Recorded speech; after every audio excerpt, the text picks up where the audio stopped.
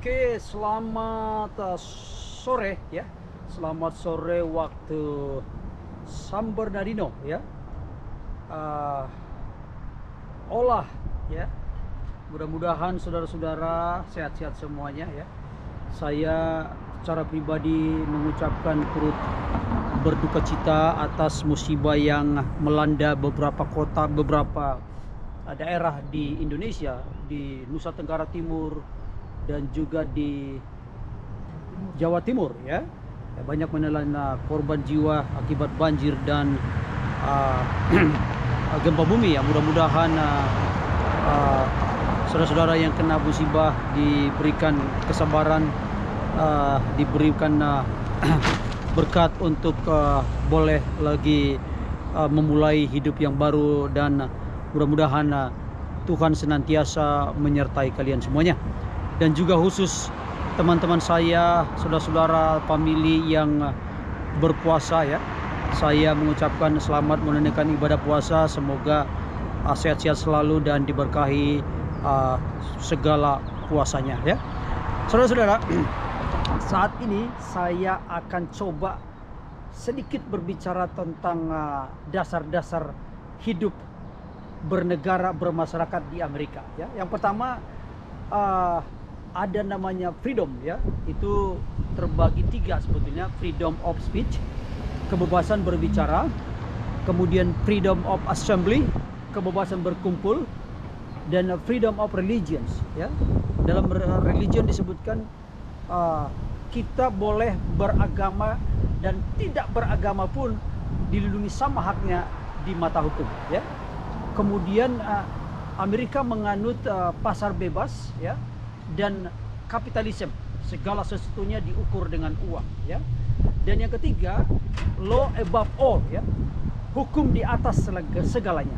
Jadi hukum itu tidak memandang pekerjaan, jabatan, dan orang biasa pun ya, orang kaya, bahkan pejabat presiden pun sama di mata hukum ya. Jadi itu enaknya kita hidup di Amerika itu. Rasanya saya jujur, saya lihat ada satu keadilan, walaupun sebetulnya tidaklah melulu menjadi sempurna ya, ada beberapa kelemahannya. Saudara, di sini tahun 2002 ya tepatnya, anak daripada mantan wakil presiden Dick Cheney balap mobil, artinya dia overspeeding di Freeway 10 dan ditangkap oleh polisi.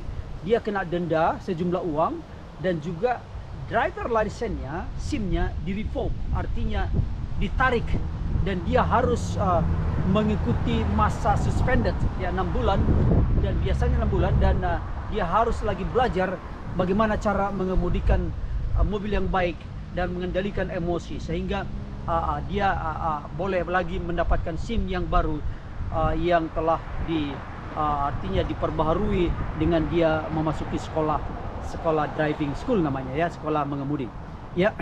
Terus kemudian supaya saudara tahu, tahun 2016 ya, jumlah penduduk Amerika yang dipenjara ya, 2,3 juta orang ya.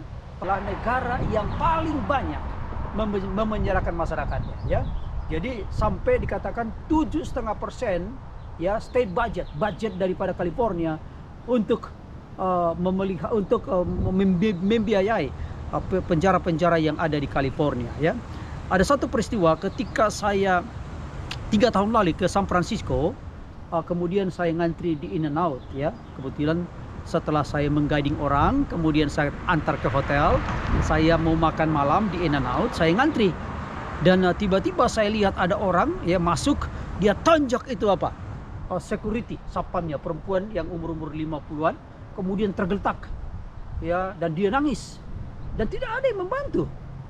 Dan setelah kurang lebih 5 menitan dia sudah berdiri, saya tanya, why don't you call police? Kenapa kamu tidak telepon polisi? Kamu sudah diginiin. Oh, saya kenal orang itu, dan pernah satu kali saya panggil polisi, polisi lama datangnya, walaupun ketika dia datang polisi bilang kayak gini, sudahlah, karena penjara sudah penuh ya. Jadi itulah sebabnya Amerika adalah salah satu bangsa yang banyak memenjarakan masyarakatnya ya. saya seringkali kedatangan tamu dan mereka bertanya, Pak Sibolon, kok banyak sekali itu pelang-pelang di pinggir jalan, advertisement di pinggir jalan, attorney, lawyer segala macam ya, mulai dari injury, mulai dari yang divorce dan segala macam pengadilan di Amerika. Itu sebabnya Amerika, satu pekerjaan yang bagus di Amerika ini adalah lawyer atau attorney ya. Di belakang saya ya, kalau saudara-saudara lihat, itu San Bernardino County Courthouse ya, dibangun tahun 1926 ya. Jadi kantor pengadilan di Amerika cukup megah, dan karena memang pengadilan atau hukum sangat dijunjung tinggi di Amerika ya. Di sebelah kiri saya itu Superior Court ya, sangat megah sekali. Jadi biasanya bangunan-bangunan pengadilan ini adalah bangunan yang cukup megah di setiap kota ya. Jadi saudara bayangkan, mereka betul-betul membuat supremasi hukum ya. Jadi kalau kita masuk ke pengadilan di sini, hakim itu dianggap seperti malaikat, seperti perwakilan Tuhan. Jadi tidak boleh ngomong sembarangan, harus sopan. Ketika dia datang, semua harus berdiri dan mengatakan anar kepada pengadilan ya. Kebetulan saya waktu kuliah di Indonesia, saya mengambil beberapa mata kuliah perdata dan pidana, dan juga saya di sini kuliah mengambil sedikit masalah hukum. Jadi saya tahu persis bagaimana perbedaan antara hukum di Indonesia dan di Amerika. Satu hal yang membuat saya bangga di Amerika adalah pengadilan itu memakai juri ya. Jadi setiap orang umur 18 tahun ke atas, kalau menjadi citizen di Amerika, warga negara Amerika maksudnya, dia wajib ya, artinya mandatory, nanti akan dirandom oleh pengadilan. Dia wajib, ketika dia dipilih, dia wajib untuk datang ke pengadilan sebagai juri. Dan jangan khawatir, perusahaan yang kita bekerja asal menunjukkan tanda kita adalah juri, tanggalnya ada tanggalnya tentunya dan jamnya, dan perusahaan memberikan gaji kita ketika kita menjadi juri. Jadi tidak usah khawatir, itu merupakan suatu mandatori hukum yang ada di Amerika. Begitulah perjalanan hukum secara tidak terlalu dalam memang, tetapi kita harus hidup di Amerika adalah taat kepada hukum dan mengikuti segala aturannya. Itulah menjadi suatu kewajiban yang ada di Amerika. Mari kita lihat ya, bangunan-bangunan dengan advertisement pengacara-pengacara yang ada di Amerika ini ya. Selamat menikmati dan terima kasih. Jadi bangunan ini bangunan tua ya. Ya. Tahun 1926.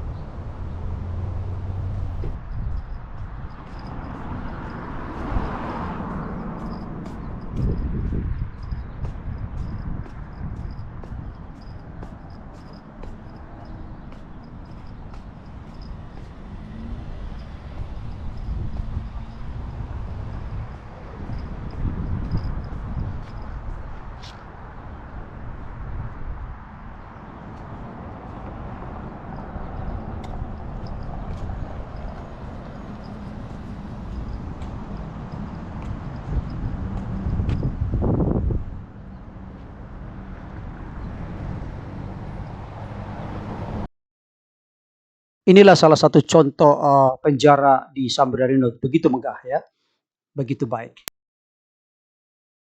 Oke saudara-saudara, jika saudara datang ke Amerika mengendarai mobil, saudara harus mengikuti seluruh rambu-rambu ya, peraturan lalu lintas ya.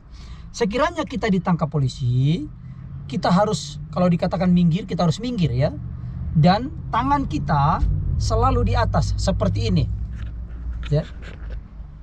Tangan kita selalu di atas dan buka jendela atau pintu mobil ya. Dan biasanya polisi datang dengan 2 orang biasanya ya. Satu yang langsung menanyakan ke kita ya.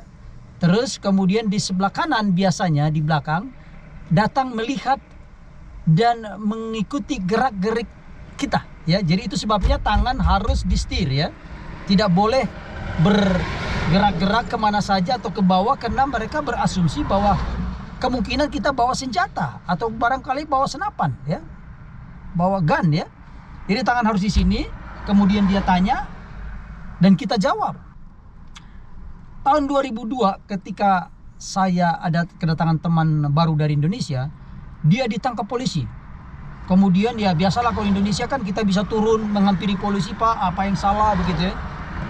Kemudian polisinya langsung angkat senjata, pegang senjatanya, dia bilang hands up ya, tangan ke atas ya. Kemudian ini kawan so tahu gitu ya, baru-baru datang ya, pikir ya mau barangkali dia pikir mau apalah, minta maaf atau barangkali mau pikir seperti menyogok di Indonesia. Ternyata polisinya bilang tidak boleh, dan dia ditahan kurang lebih 3 jam diinterogasi. Kenapa dia sampai tidak tunduk ya, tidak mengikuti aturan ataupun apa yang diperintahkan polisi ya.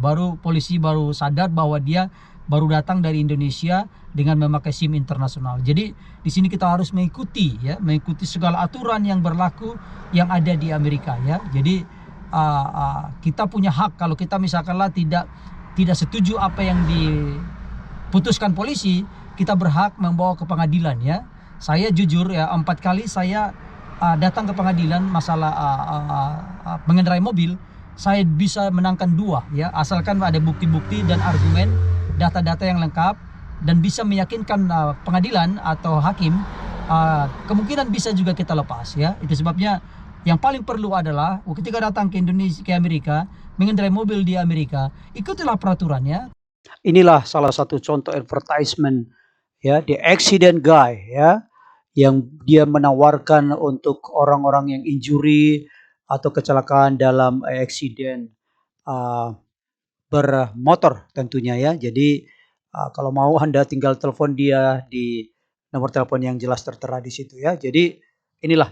Terus kemudian contoh yang lain adalah Jacob and Meyer ya, itu tetap injury juga ya. Dia sampai advertisement nomor 1 katanya untuk for personal injury ya. Jadi segala macam advertisement dan attorney itu berlomba-lomba untuk mempromosikan dirinya the best ya. Jadi karena begitu banyak memang kasus-kasus khususnya injury ya dalam kecelakaan bermotor dan kecelakaan di tempat kerja. Ya, sampai-sampai ada di bus ya, ini bus seperti bus kota ya. Membuat iklan Sweet James ya. Ini juga tentang eksiden ya. Dan biasanya mereka bukan hanya eksiden ya, tapi ada juga yang di divorce atau perselisihan anak dan segala macam ya. Jadi inilah salah satu contohnya. Saudara, memang di Amerika kan sangat unik ya. Kadang-kadang tetangga kita juga ayam berkokok terus, kemudian kurang tidur. Hati-hati. Jangan-jangan nanti kita menerima surat dari pengadilan, kita dibawa ke pengadilan ya. Atau katakanlah cuci mobil di depan rumah, tapi kita lupa membersihkan sabunnya licin, orang ke pelanting, hati-hati itu. Ya bisa dibawa ke pengadilan. Jadi segala macam kehidupan dari A sampai Z seringkali dibawa ke pengadilan. Itu sebabnya pengadilan dan kehidupan untuk attorney di sini cukup ramai dan pengadilan. Ya, ini salah satu motorcycle. Ya, jadi kalau ada kecelakaan khusus untuk motorcycle, tentu sepeda motor ya. Ini salah satu topnya Ross Brown ya, itu topnya di California untuk attorney mengurusin kecelakaan bersepeda motor maksudnya ya. Jadi demikian. Oke, demikianlah ya. Ini suasana spring masih terasa di California. Lihat itu bunga-bunga di mana-mana ya. Demikianlah acara serba-serbi kita pada sore hari ini. Mudah-mudahan memberikan informatif. Jangan lupa di share, di subscribe, di like, dan di komen. Dan sampai ketemu minggu depan. Theo de Viola Proxima Semana. See you next time.